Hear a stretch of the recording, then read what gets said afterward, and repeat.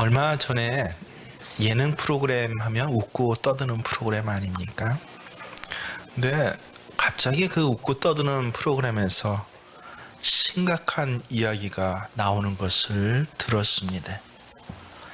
그래서 그냥 이렇게 스쳐 지나가다가 한번 쳐다보았더니 사실은 제가 잘 모르는 사람이었습니다.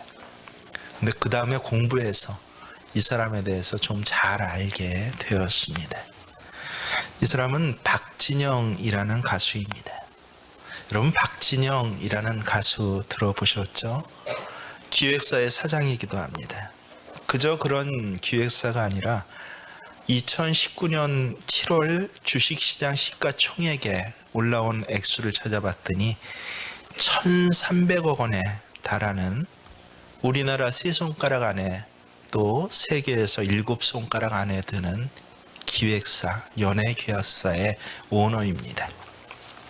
올해 들어 2년 전부터 한류 열풍이 들어서 특별히 SM이니 JYP니 하는 기획사의 기업 가치가 아무리 적어도 2.5배 정도 더 올랐다라고 하는 것을 고려해서 들으면 이 사람은 얼마나 대단한 부자인지를 우리가 알게 됩니다. 뜻밖의 집안 배경도 굉장히 좋습니다. 아버지는 고려대를 나와서 누구나 다 알만한 대기업에, 공기업에 있다가 대기업에 이사까지 지내신 분입니다.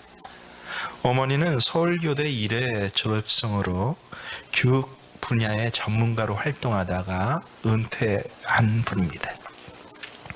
그리고 이 박진영 씨 본인은요, 생긴 것과 전혀 다르게 대단한 사람입니다. IQ가 153이라고 합니다. 저보다 한 7 모자르지만 그래도 대단합니다. 어려서부터 수제 천재 소리를 듣고 2살 때 한글을 혼자 아무도 안 가르쳐줬는데 어느 날 집안으로 바람결에 들어오는 종이 쪽지를 들고 엄마 품질 인정 이게 무슨 뜻이야 물어서 엄마가 깜짝 놀랐다는 그런 천재성을 갖고 있는 아이입니다.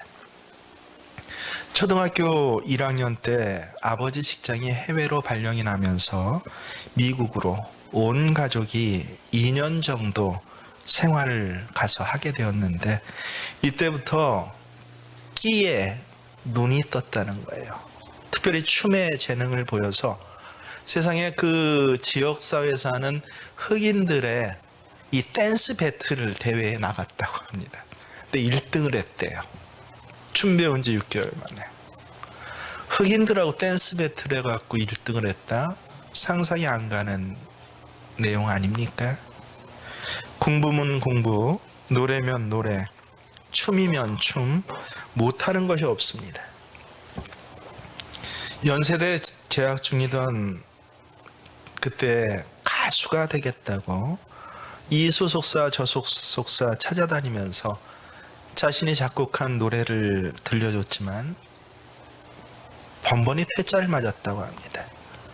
퇴짜의 이유는 한 가지예요. 여러분 혹시 얼굴 아시는 분이 있지만 아주 체형이 독특합니다. 고릴라 같아요. 팔이 굉장히 깁니다.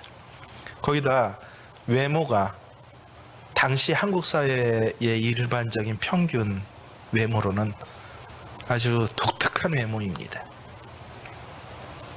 그래서 특별히 1990년도인데 그때 데뷔를 하려고 그러면 박원준 같은 그런 잘생긴 사람이 데뷔할 수 있는 시대였기에 이 데뷔하기가 쉽지 않았다고 합니다. 오디션을 보러 다니던 회사 중에 그때 한 곳이 다름 아닌 SM 엔터테인먼트, 잘 알죠? SM이라고. 이 계속 오디션에 떨어지니까 일찍이 이 박진영 씨의 재능을 알아본 그 당시 최고의 스타가 클론 아시죠?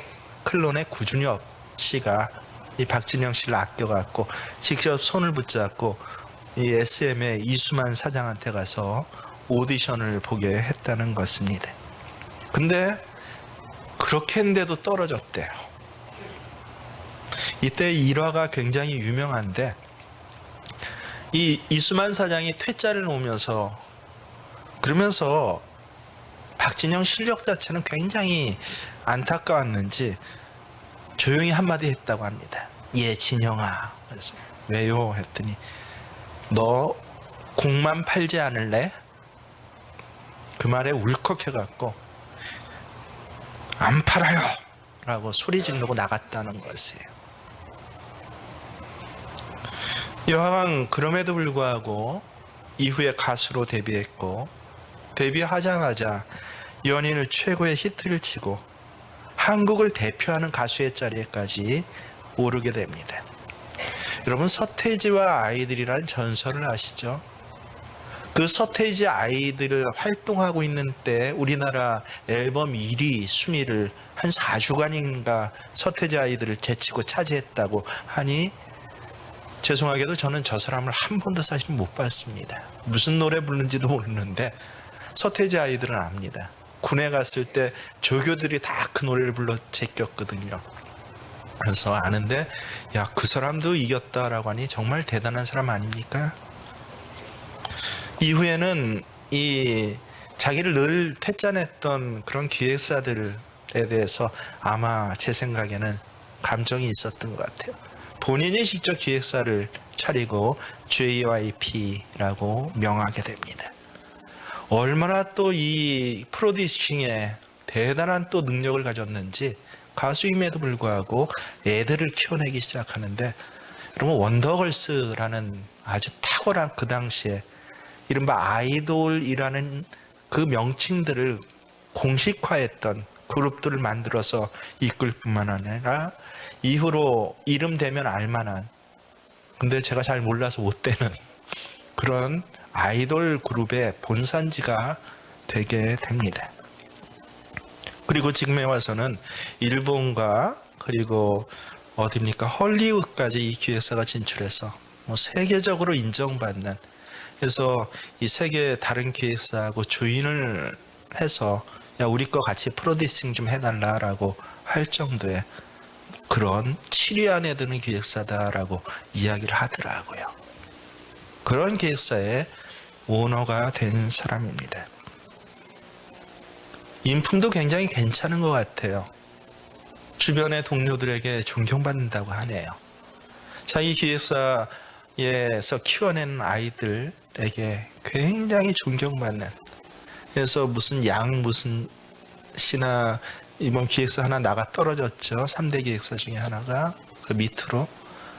그런 것과는 달리 아주 깨끗한 곳, 가면 정말 실력을 키워주는 곳이라는 그런 칭찬을 받는 곳이라고 합니다. 그래서 사람들은 그에 대해서 부족한 것이 없는 사람이라고 말합니다. 모든 것을 다 가지고 있는 사람이라고 합니다. 정말 부와 명예, 존경심, 그리고 건강, 그리고 아주 독특한 개인적인 매력들을 다 가졌습니다. 근데 그런 그가 딱 저한테 정말 잠깐 포착됐어요. 어떻게, 너무 신기합니다.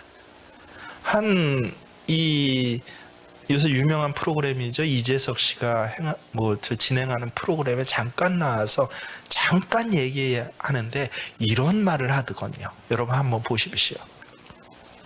여러분은 어떻습니까? 흔들리시지 않습니까? 정말 여기까지 여러분 각자가 열심히 살아오셨습니다. 치열하게 살아왔습니다. 대한민국에서는 열심히와 치열하게 이 두 단어가 없으면 이런 예배 자리에조차 나와서 앉아있지를 못하는 곳입니다. 그리고 최선을 다해서 살아왔는데, 근데 여러분은 어떻습니까? 지금 혹시 이 사람과 같이 내 인생이 흔들리지 않습니까?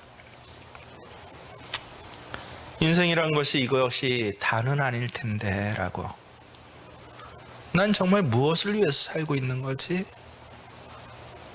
왜 이렇게 내 인생은 흔들리는 거지? 더 깝깝한 문제라고 표현했던, 분명히 죽음이 있는데 외면하고 싶은데, 근데 외면할 수 없는, 죽은 다음에는 도대체 나는 어떻게 되는 거지? 찾아봤더니 이분이 40이 되더라고요. 40이 되어서 이런 질문을 하는 사람도 있고, 또 어떤 분은요, 일찍이 20대에 이런 질문을 하는 분도 있습니다. 어떤 분은 40이 지나서 50이 넘어서야 간혹 60, 70이 넘어서 이런 질문을 하기도 합니다. 뭐 그런 걸 생각하면서 살아. 그런 개똥 철학은 집어치워. 팔자 좋은 사람이나 그런 소리 하면서 사는 거지. 나는 지금 살아가는 것만으로도 힘들어. 그렇게 이야기하는 사람이 있다고 할지라도요, 어느 날 반드시 정말 50, 60, 70이 되어서 이 질문은 여러분에게 숙명같이 다가올 것입니다. 누구도 피할 수 없습니다. 그래서 이 박진영이라는 저 청년은요, 정말 바른 질문을 했습니다. 근데 질문은 잘했는데 문제는 무엇입니까? 답을 알지 못했습니다. 그래서 인생이 흔들리잖아요. 흔들리는 인생을 아마 지금도 살고 있는 것 같습니다. 근데 이 다음은요, 여러분 놀랍게도 이미 2000년 전에 예수님께서 정확하게 이렇게 이후에 살아가는 사람들이 다 20이 돼서 30이 돼서 40이 돼서 50이 되어서 어느 날인가 이 흔들리는 인생 가운데 참으로 갑갑함을 느낄 줄 알고 예수님께서 미리 그 답을 말씀해 주셨습니다. 오늘 우리가 봉독한 성경이 마태복음 11장인데 그 바로 전에 보면 내가 곧 길이요 진리요 생명이니 누구든지 나로 말미암지 않고는 아버지께로 올 자가 없느니라 라고 예수님이 길이요 진리요 생명이라고 말씀해 주셨습니다. 그와 더불어 한 가지 더 사실은 중요한 것을 말씀해 주신 것이 오늘 제가 여러분에게 봉독해 드린 성경의 말씀입니다. 11장 28절 말씀을 다시 한번 띄워줘 보시겠어요? 뭐라고 하십니까? 마태복음 11장 28절 말씀, 수고하고 무거운 짐진 자들아 다 내게로 오라 내가 너희를 쉬게 하리라. 그러면 수고하고 무거운 짐진 자가 누구입니까? 저 뭐 코로나로 경제로 뭐로 완전히 편지풍파가 나고 파산이 되고 그래서 뭐 극단적인 선택을 하고 혹은 어디 좋지 않은 곳에 끌려가고 이름자가 신문에 대문막해 나는 그런 사람들이 수고하고 무거운 짐진 자입니까?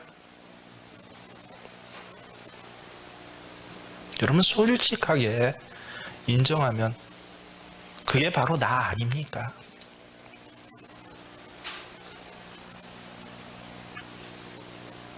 수고하고 무거운 짐진 너 내게로 오라 라고 말씀하셨을 때 사실 이 말씀은요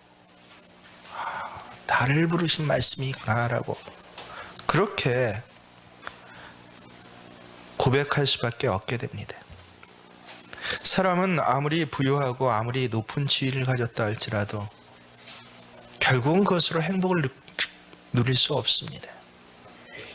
역사 속에 큰 제국 많이 있지만 가장 개인적인 어떤 부요 그리고 누리는 향락을 누렸던 사람을 꼽으라 하면 제가 역사를 전공해서 잘 아는데요. 저희 사라센 제국이라고, 이슬람 제국이죠. 예, 공식적으로 서양사에는 다 사라센 제국이란 명칭으로 나오는데, 이 사라센 제국의 압둘라만 3세라는 사람입니다. 이 사람은 AD 891년에서 962년까지 장수도 했죠. 무려 왕으로, 슐탄이라는 왕으로 그렇게 통치한 것만 49년을 통치를 했어요. 대단하죠. 연간 수입이 오늘의 가치로 얘기하면 260억 원의 개인 수입만, 국고나 뭐 다 빠지고 그냥 개인적으로 들어오는 개인 수입만 260억 원에 달았다고 합니다. 그 나라 그 제국 방방곳곳에서, 저 멀리 동쪽 끝에는 중국에 가닿습니다. 서쪽 끝에는 어디에 가닿습니까? 그리스에 가닿습니다. 남쪽 끝으로는 에집트까지 해갖고 카타르까지 해갖고 아프리카 제국 전체를 다스리는 그런 제국의 왕이었어요. 그 모든 제국에서 흑인, 백인, 황인, 하여튼 예쁘고 매력적인 여인만 꼽아서 무려 3,321명의 공식 후궁을 두었다라고 기록에 나옵니다. 자식을 616명을 낳았다고 합니다. 근데 이 사람이 뭐라고 얘기했는 줄 아십니까? 세상을 떠나가면서 기록한 것이 왕실 기록에 남아 있습니다. 내 인생은 행복하지 않았다. 내 인생은 그 긴 인생 동안 정작 행복한 시간 불과 14일에 지나지 않았다라고 그렇게 탄식했다고 합니다. 49년이나 통치하고 70세가 넘어 살면서 행복한 날이 14일밖에 안 됐다라는 것이죠. 이런 걸 보면 돈과 지위, 눈에 보이는 거, 얻고 싶은 거 다 얻을 수 있고 가지고 싶은 거 다 가질 수 있는 그런 자리에 있어서도 결코 참된 쉼, 평안이란 것은 누리지 못하는구나라는 것을 여러분 우리가 인정을 해야 하고 깨달아야 합니다. 야, 나는 안 가져봐서 몰라라는 식의 말로 회피해서는 안 되는 것입니다. 그런 사람은 언제 그 질문에 맞닥뜨리게 됩니까? 어떤 이는 20, 30에 맞닥뜨려서 미리 대비하는데 60, 70, 80이 넘어서 맞닥뜨려서, 실제로 제가 제일 안타까운 경우가, 저는 그런 분의 임종을 지켜보기도 했습니다. 저한테 굉장히 잘 섬겼던 분이에요. 얼마나 저를 편안하게 하고 물질로 잘 섬긴지 모릅니다. 온갖 지원을 제가 필요한 것은 다 해줬습니다. 그런데도 이분이 이 인생의 질문에는 준비를 못한 것이에요. 임종 때, 그때 결혼도 안 한 제가 전도사였는데, 전도사 손을 붙잡고, 전도사님, 나 무서워요. 나 무서워서 못 죽겠어요.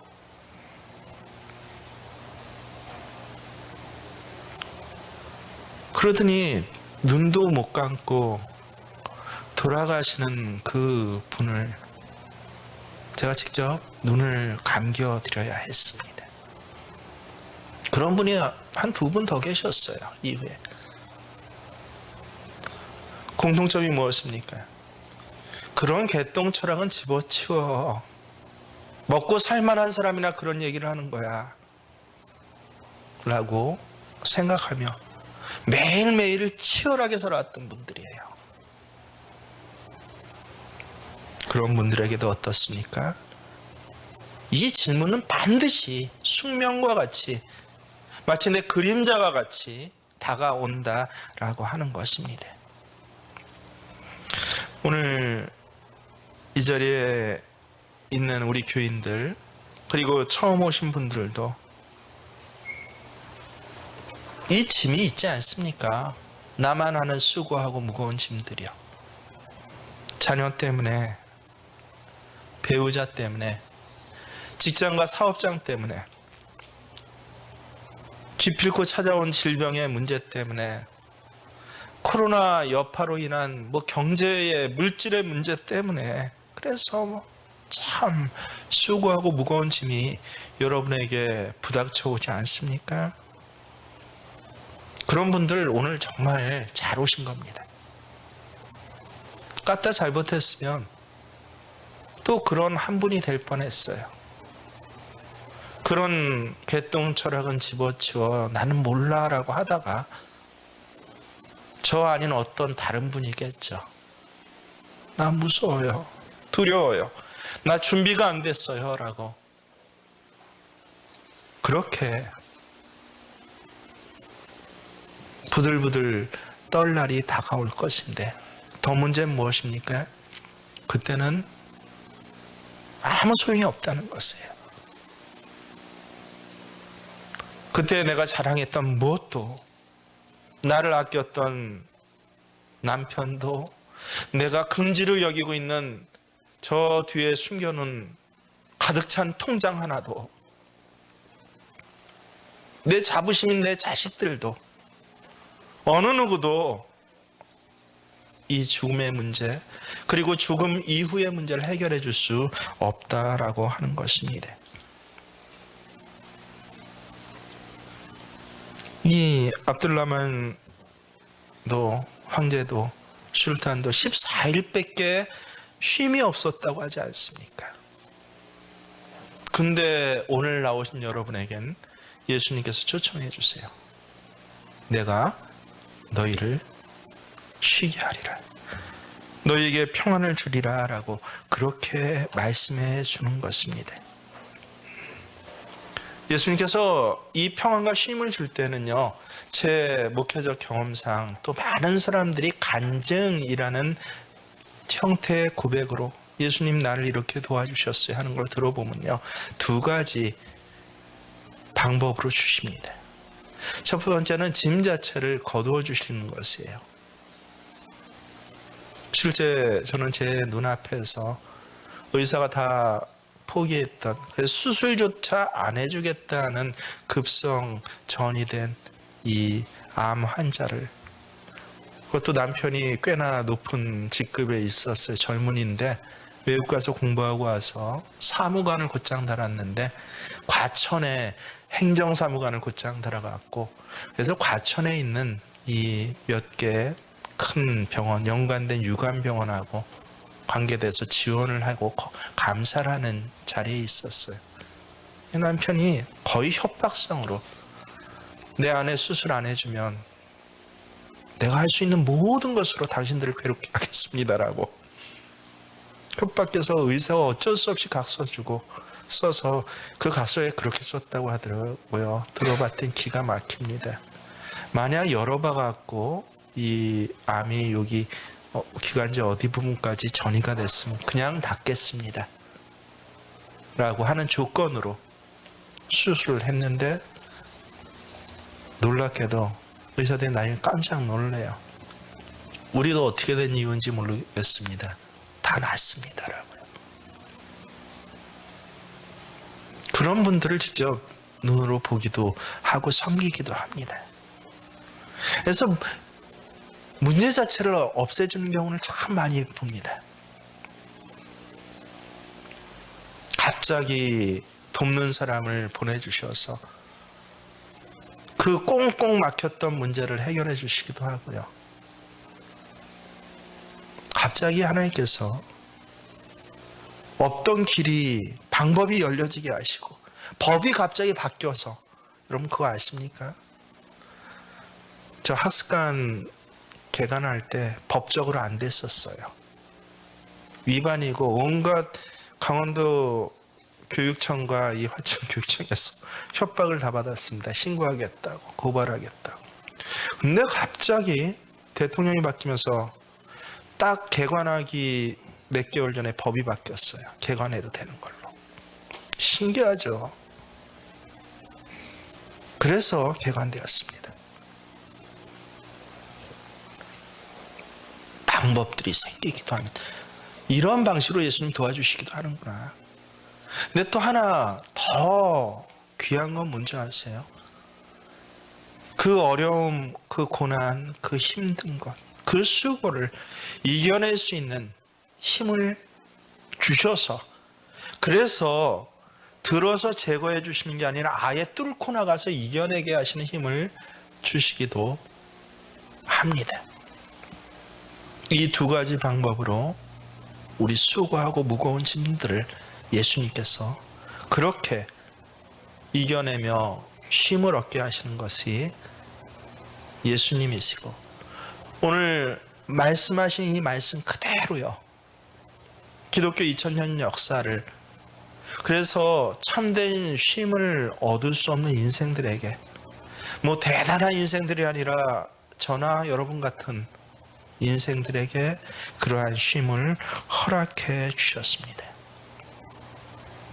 성경 안을 읽어보면요, 여러분 특별히 복음서에는 이렇게 예수님을 만나서 예수님의 손을 붙잡았더니 쉼을 얻은 사람들의 스토리가 처음부터 끝까지입니다. 뭐 굳이 여러 사람을 될 필요는 없을 것 같습니다.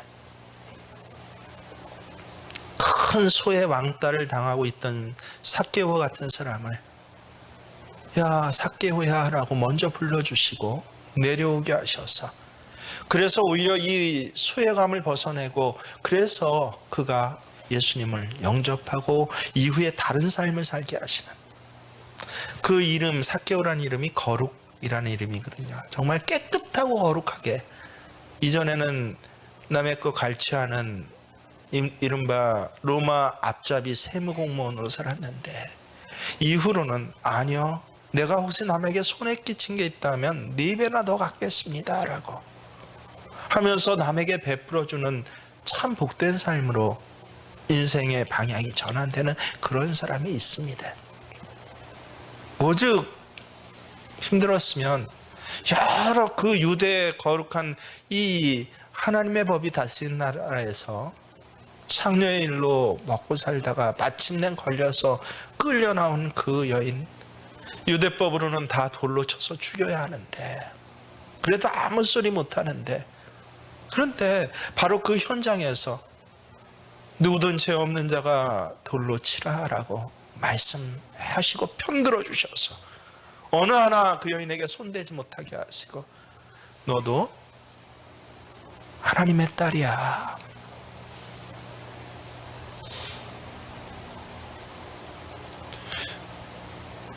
그 여인 평생을 내 인생은 왜 이럴까? 부모 잘못 만났던 남편 복도 없고, 남편 복 없으면 자식 복도 없대더니, 그 원망과 한으로 살았던 그 여인을 이후로는 정말 하나님의 딸로 살아갈 수 있도록 힘을 주십니다. 앞 못 보던 자를 보게 하시고요, 나면서부터 안질병인 자를 일으켜 주시고요, 12년간 이 병원 저 병원 쫓아다녀 사기꾼 의사들에게 가진 거 다 뺏기고, 이 곧 죽을 사그러 달 목숨 하나 붙은 이 여인에게 그 옷깃만 만져도 그 병이 고쳐지며 다시 살아갈 수 있는 힘을 주시는 것, 그게 예수님입니다라고 성경에 나와 있습니다. 여러분의 수고하고 무거운 짐은 무엇입니까? 저는 그것을 일일이 알 수는 없습니다. 하지만 오늘 여러분을 초청했습니다. 너 참 수고하고 무거운 짐을 지고 있지? 내게로 와. 내가 너한테 쉼을 줄게. 예수님이 한 번도 이 약속을 어기신 적이 없습니다. 오늘 이 초청에 여러분이 응하셔야 합니다. 제가 우리 교인들에게 요새 간혹 드리는 말씀이 있습니다. 이번 특세라면서도 여러분의 인생의 마지막 특세일 수 있습니다 라고 한 번도 빠지지 마십시오. 코로나가 위중하고 참 두렵긴 합니다. 하지만 철저히 방역을 하면서 내 인생의 마지막 특세입니다 라고 고백하면서까지 특세를 해야 할 이유가 무엇입니까? 여러분, 이런 식의 생명 초청잔치 한다고 외부인 교회로 초대하겠습니다 라고, 그거 광신도고 미친 사람 아닙니까? 상식적으로.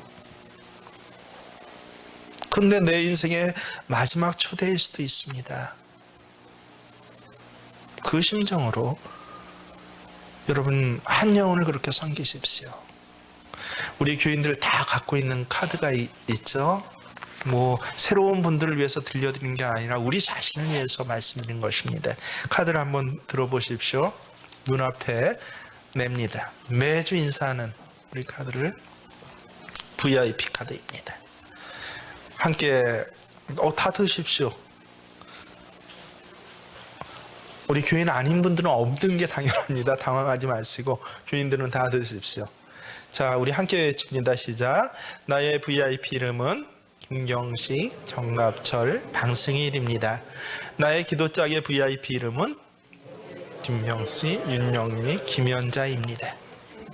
무려 아까 교회 소개하신 분이 우리가 부활절 계란 나누기부터 사실은 신년 예배 처음 드리면서 내가 1년 동안 이분들을 기도로 섬기겠습니다.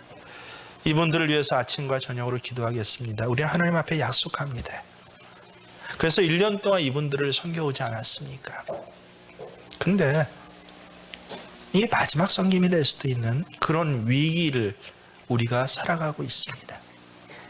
그럼에도 불구하고 이 위기 가운데 결코 이 귀한 초대를 멈출 수 없는 이유 무엇입니까? 정말 내가 할 수 있는 마지막 섬김일 수 있어서 그렇습니다. 이후엔 예배 드리고 싶어도 예배 못 드릴 날이 한 300년 전처럼 그렇게 여러분에게 다가올지도 모릅니다. 이유는 예수 이름을 이야기하고 싶어도 이야기하지 못할 일들이 다가올 수도 있습니다. 그것이 그런 정도의 대단한 핍박이 다가오지 않도록 우리가 깨어서 열심으로 기도하는 것입니다.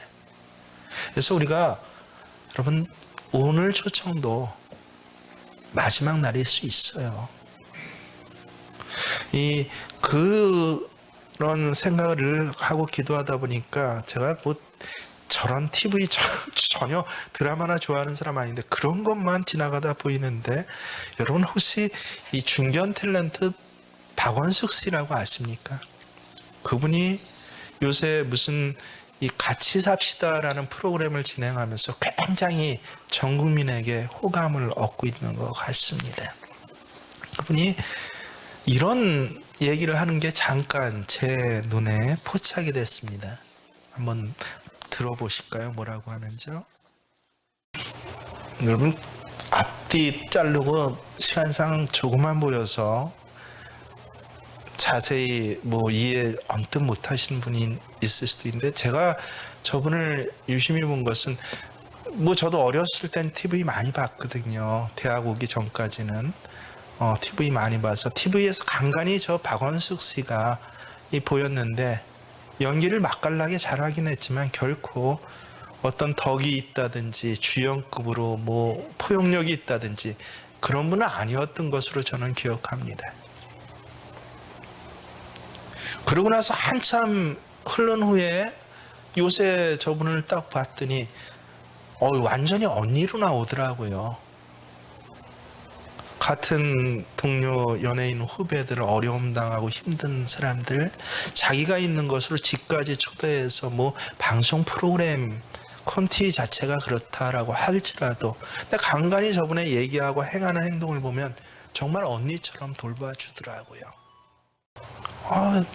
아니, 언제 저분이 저렇게 포용력 있고 배려가 있는 저런 분이 되어서 저렇게 주인공으로, 주인처럼 저 중심에 나올까 하고 저는 이상했었거든요, 사실은요. 근데 저 고백을 하는 게 제 눈에 포착을 한 거예요. 이 톱스타 최진실 씨 죽기 얼마 전에 마지막으로 저분한테 전화가 왔다는 거예요. 새벽 2시에. 나중에 알고 봤더니, 그래서 아주 매몰차게 거절했는데, 뭐 그분 성격이 원래 그런 걸로 제가 알고 있습니다. 타박을 했는데, 별일도 아닌데 지금 몇 시라고 새벽 2시에 전화하니, 내일 저기 밝을 때 다시 전화하라고. 근데 그 내일이 오지 않았다는 거잖아요. 그 생각만 하면 울컥울컥 아마 하는 것 같습니다.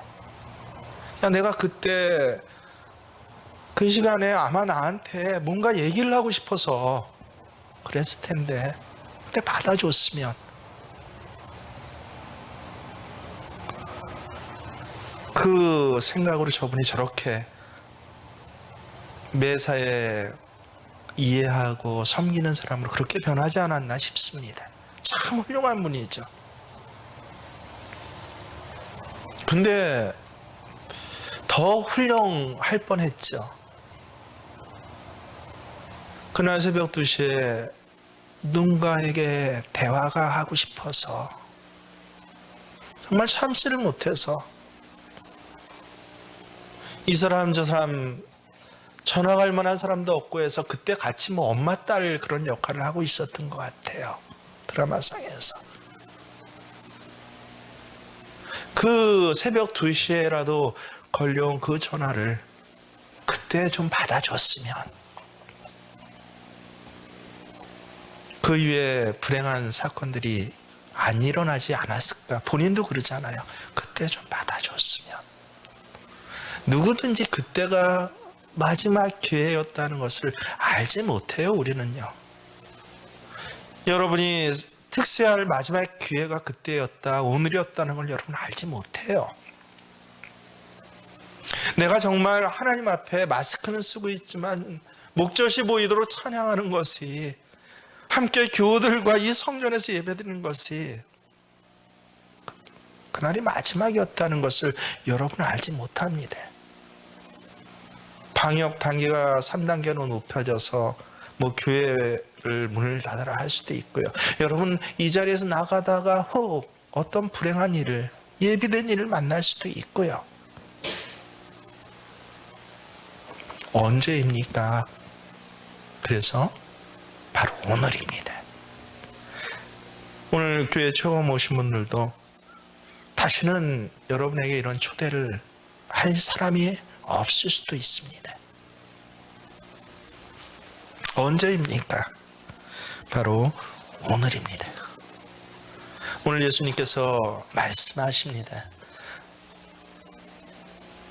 목소리는 제 목소리로 읽지만 이 말씀 예수님 직접 주신 말씀이에요. 수고하고 무거운 짐진 자들아, 다 내게로 오라. 내가 너희를 쉬게 하리라. 저도 제 인생길이 평탄하진 않았습니다. 여러분 하나하나 들으면 깜짝 놀랄걸요. 386 세대의 그 모든 뭐 정치적 하여튼 폭풍들을 다 겪었습니다. 한방에서 자취하던 선배가 저 군사독재 시절에 안기부에 끌려갔다 나와서, 그래서 간혹 정신이 이상해져서 잠자다 보니까 제 목을 졸라 죽이려고 하고 있더라고요.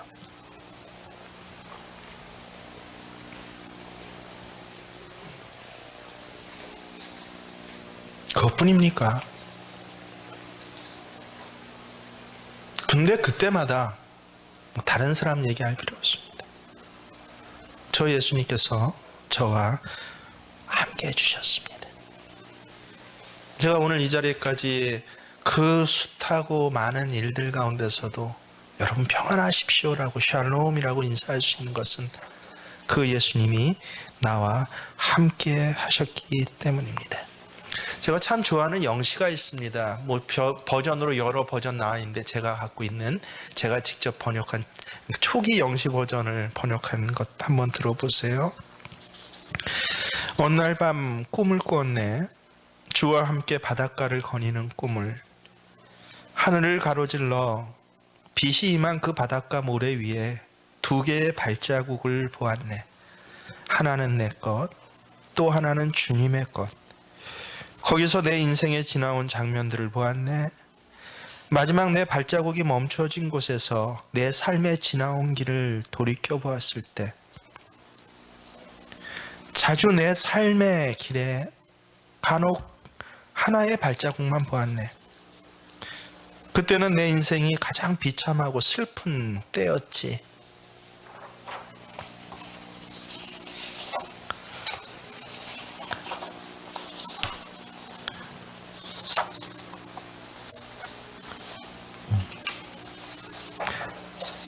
나는 의아해서 주님께 물었네.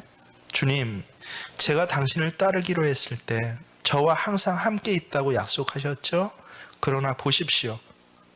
제가 주님을 가장 필요로 했을 때 그때 거기에는 발자국이 하나만 있습니다. 그때 주님은 저를 떠나셨던 건가요? 그러자 주님께서 말씀하시기를, 나의 귀하고 소중한 자야, 나는 너를 사랑했고 너를 결코 떠난 적이 없었단다. 내 시련의 때, 고통의 때에도 나는 너와 함께 있었단다. 내가 본 오직 그 하나의 발자국, 그 하나의 발자국은 내 발자국이란다. 그때 내가 너를 등에 업고 걸었단다. 정말 예수님께서는 제 가장 어려운 때 저를 등에 업고 걸어주셨습니다. 그래서 오늘 이 자리까지 오게 하셨습니다. 여러분도 이 예수님을 오늘 만나시기를, 그 초대에 응하시기를 주의 이름으로 축원합니다. 어떻게 초대에 응합니까?